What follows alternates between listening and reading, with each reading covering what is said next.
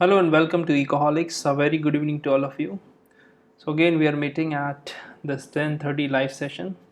Today we'll discuss an important topic, that is topic related to CACP recommendations. Now what is CACP? First of all we need to understand. This is the commission. This is the Commission for agricultural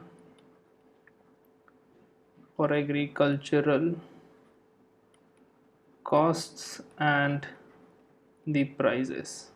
So the CACP actually recommends the MSP to the government of India, and finally this MSP they recommend to CCEA, that is Cabinet Committee on Economic Affairs, chaired by the Prime Minister of India.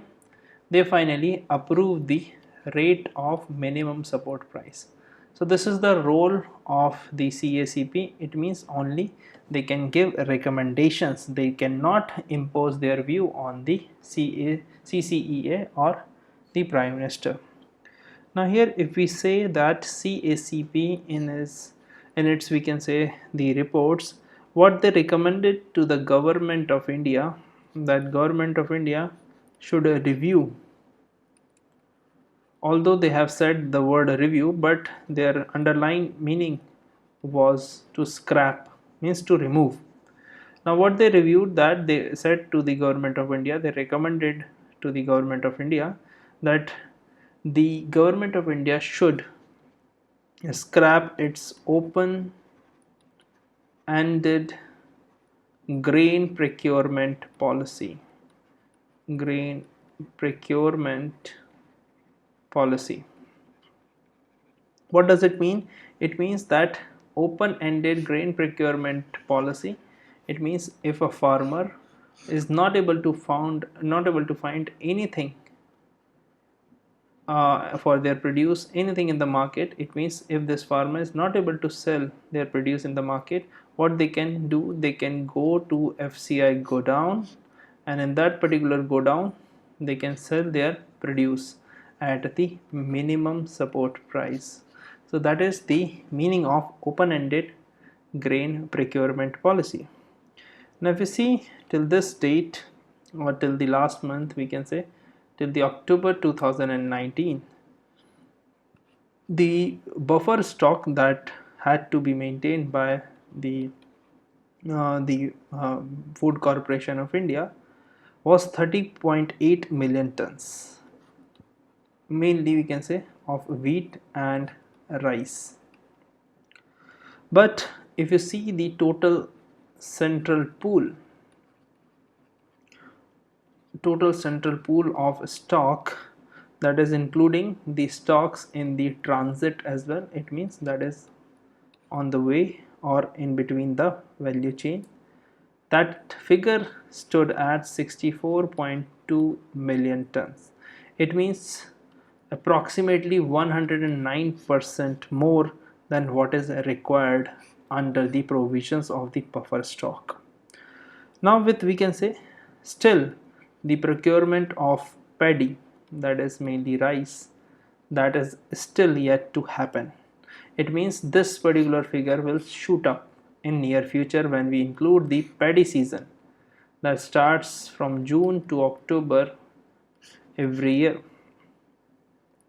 Now with we can say that the government has taken steps to actually liquidate means sell around 15 million tons of stock, but they hasn't met it with the successful implementation. There are certain reasons behind this. First of all, we can say that if you see the CACP, that is Commissions for Agricultural Cost and Prices, now the CACP in its latest report were of the opinion that if you see the crops of the Rabi season, which is currently going on, has, if you see, it must be given to the private players for their direct procurement.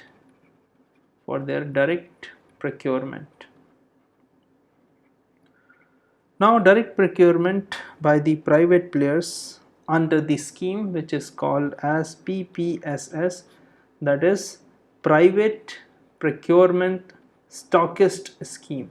So this is a scheme, name of the scheme announced by the government, that under private procurement stockist scheme, under the Rabi season, CACP is recommending the government that they must allow these private players to directly procure these crops from the farmers. Now here we can say that if you see the purpose of the open-ended procurement policy that I was talking about, this one, the main aim was to provide support to the farmers. So the main aim of the open-ended procurement policy was to support the farmers. But what has happened, given the hike in the MSP, that is minimum support price, every time, this actually weighed down the serious government finances, because obviously the gap between the actual prices and the MSP, that government has to bear. Now if you see, the center passed on this burden to FCI, and what government of India is saying, that this is the responsibility of Food Corporation of India and this is their burden. Now if you see the economic cost, if you see the economic cost of wheat has increased around 31% from the year 2014 to 2019. This has increased despite, we can say, the 10 to 15% decline or the fall in the sale of the same commodity that government has witnessed.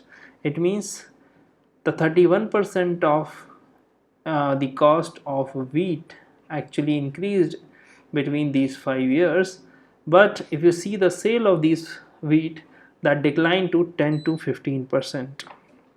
Where we can say, we talk about the ration shops. So under the ration shops, there is no change in their selling price, so the price remain intact. It means who is bearing the cost? So if you see the subsidy bill, the subsidy bill has increased from 92,000 crore in 2014 to, we can say, 1.71 lakh crore in 2019. So you can see the difference almost doubled. And if you see the long-term debt of the Food Corporation of India, if you see the long-term debt of Food Corporation of India, that stands around rupees 2 lakh crores. And if you see the short-term debt, that is around 80,000 crore. So total debt around 2.8 lakh crore is the total debt.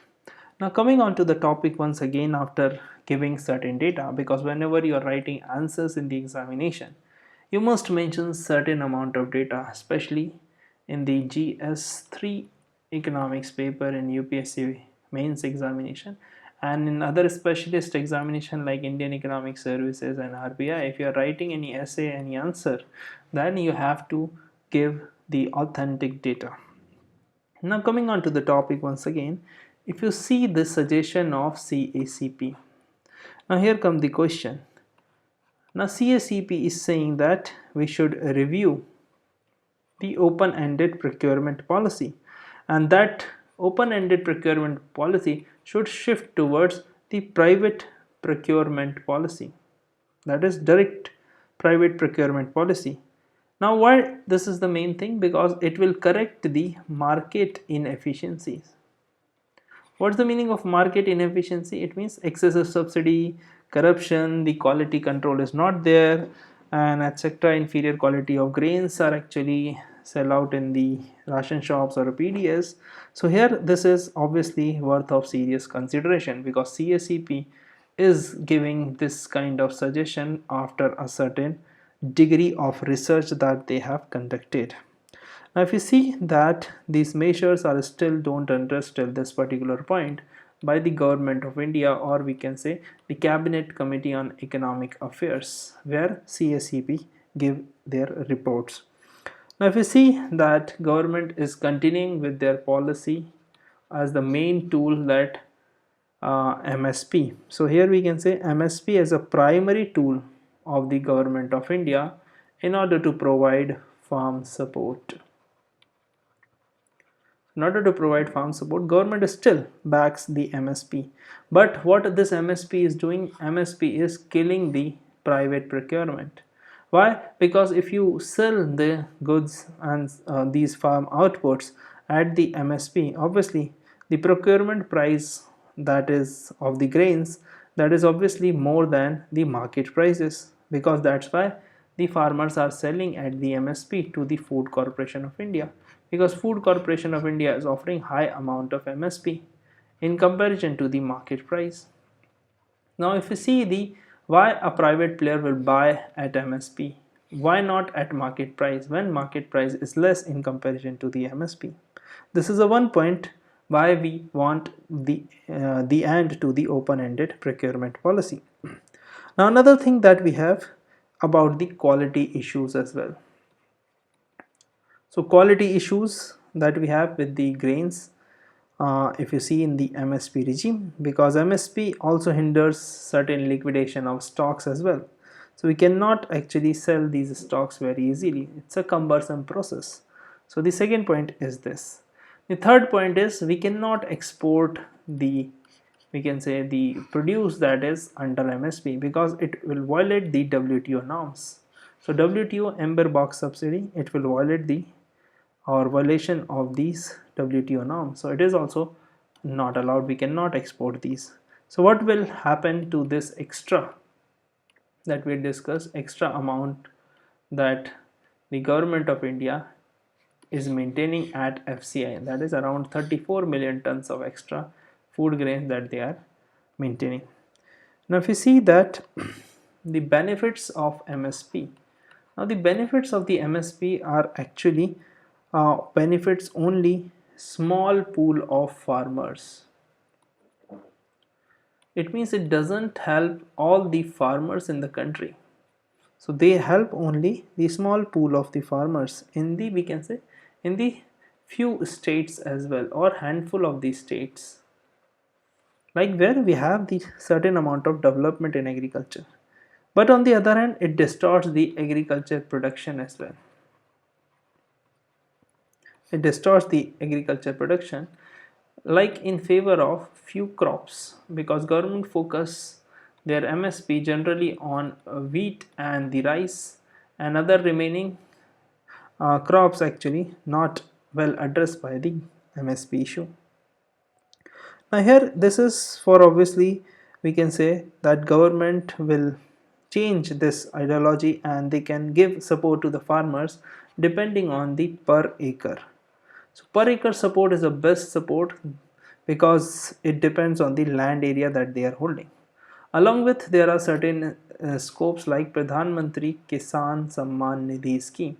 This scheme plays an important role. Why? Because it is on the lines of, we can say, a premature line of UBI, that is Universal Basic Income. So we can refer as this scheme as the quasi UBI scheme. Apart from this, we have other schemes like Pradhan Mantri Fasal Bima Yojana, that is for the crop insurance scheme. Another important factor, this is also depends on the per acre support. It means farmer will be able to make choices according to their preference. Choices are important thing because choices plays a vital role based on the market requirement. So whatever the market requirement in the current situation we have, we need to see that what farmer needs and what is the demand in the market, rather than begin producing the benefits from the open-ended grain procurement policy, which is quite inefficient and we can say struggle with the corruption as well. Now it will also promote the judicious use of the, we can say, resources. How? Because it will provide judicious use or efficient use of the resources, because these kind of choice of the crop shifts from, we can say, water intensive to, we can say, the water availability reason. Like if you say that the FRP for sugarcane, which is people are actually growing sugarcane in the areas where we don't have much water, and sugarcane requires a lot of water, like flood irrigation type thing we required. So if you see, they just because of higher FRP, that is same as MSP, just fair and remunerative prices, just change in the terminology, that is for sugarcane. So just because of this, people are attracted towards FRP. But if you shift from water intensive to water availability region, that will increase the efficiency as well as the, we can say, the crop choice of the crop to the farmers. Now the best example is of Punjab. So Punjab is the best example, that where they shift from water intensive to water availability region, with, we can say, they got success with water as well as DBT scheme, direct benefit transfer scheme. That shows that if we make a plan, that can work pretty decent. Now if you see the MSP regarding minimum support price, that is related to few crops, as I said earlier. If you see the subsidy, now, subsidy on fertilizers, subsidy on electricity, subsidy on water, that actually promotes the indiscriminate use. It means excessive use of these fertilizer, electricity, and the water. Under fertilizer, we have very important ratio known as NPK ratio, that is nitrogen, potash, nitrogen, phosphorus, and the potash. So that ratio must be 4:2:1. But in reality, just because of higher and higher amount of subsidy given of fertilizer, it is approximately 8:4:1.2. So that is, we can say, that promotes the inefficient use or indiscriminate use of these subsidy. So if you provide the support, that is the fixed as per the per acre requirement, that per acre requirement, that will support the scheme, that will cut down the wastage. If that will cut down the wastage, more importantly, that will address the demand side situation. If we address the demand side situation, then FCI can maintain their buffer stock. But there must be thinking that we need to rationalize these kind of things. Another study by Niti Aayog also supports these kind of things, where we give more freedom, flexibility, choice to the farmers, then they are more efficient in making these crops a success. So that's the end of this lecture. Very important for the mains examination, because regarding water, there was a question in the mains examination from the water intensive to water availability region. Apart from this, the agricultural subsidy, they have asked the question. So this year mains examination, you will find a lot of questions from my live session. So please stay tuned with this live session, and you will understand a lot of content as well as the authentic data that I am giving. So that is with the help of the 4 or 5 hours of research per day that requires to prepare for this live session. So just be sure that these kind of content is very helpful in your mains examination whenever you are writing. So for that, if you have any doubt, any query, you can always ask. Most welcome. Apart from this, we are meeting here at 10:30 p.m. on a daily basis. So today is Monday, from Monday to Saturday, on a daily basis, regarding the current economic analysis and discussion, which is related to all the current issues in the economy world, or mainly concerned with the Indian economy. And these type of discussions are helpful in UPSC, especially, we can say, the mains examination, that is general studies 3 paper, the economics optional paper, and the Indian economics services paper. Apart from this, we are having the full courses of the UGC NET examination, the economics optional, the, we can say, Indian economic services, econometrics, and mathematical economics. As well as we are starting our new batches. That new batches are beginning from the 15th of November for economics optional, where we have limited seats just because of the limitation of the server. From the 1st December, we are starting with Indian Economic Services. That will be the last batch for 2020 examination. From 15th December, we are starting with the UGC NET examination, that is for June 2020 examination. And from the 1st December, once again, we are starting with PG entrance examination for JNU, Delhi University and Delhi School of Economics and other colleges for post-graduation entrance examination. So if you are interested in any of the courses, you can contact on this number given on your screen, or you can visit our website for more information. So that's it for today, and thank you for tuning in. Good night.